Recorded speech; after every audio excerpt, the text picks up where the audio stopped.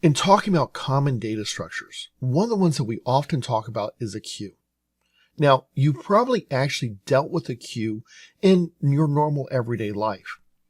Whether you've called it a queue or not depends upon where you've run into it.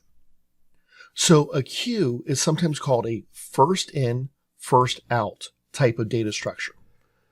And what that means is it's a data structure that's going to temporarily hold some piece of data that's going to be consumed.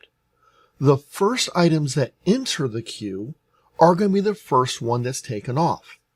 The second item that's entered into the queue is going to be the second one that's taken off. This process is going to continue on throughout the process of using the queue. Now, you may do one item in, one item out, the second item in, the second item out, or you might do the first item in, the second item in, then you remove one, then you add two or three, and then you remove the second one. You might remove a third one before you add the next one in. The order and timing of when these items are added and removed from the queue do not matter. Now, this type of idea you probably are thinking about right now in several places you might have experienced it in your own life. So, for example, you're in a store and you need to check out. You get on a line. There's someone in front of you and they're going to go first and then you're going to go. And anyone who joins that line after you is going to have to wait till after you've had your turn. If you've worked in a theme park or been to a theme park, the lines that you stand in to go onto a ride are actually called queues. And this is that basic idea. Now, queues are used all over a place in computers, often in the form of messages or some sort of function call. We have to call a function and wait for it to return before we can call the next function. Or we have to wait till one email is sent until we can send the second one. We can't send a message in between.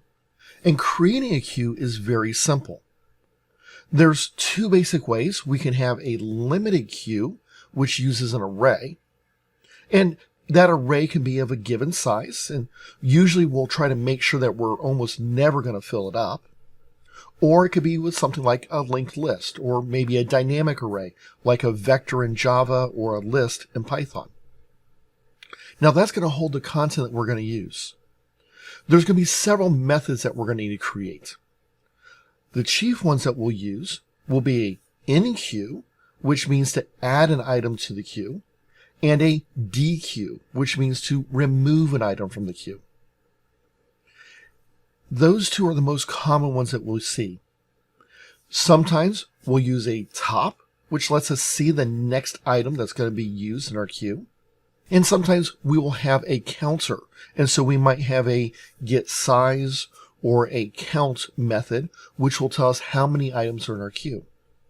This can be important because in some cases, queues are limited. For example, if we're using a fixed sized array. In one system I used, we had a queue that had 50,000 items. And you would think, well, 50,000, that could never get full. But it could.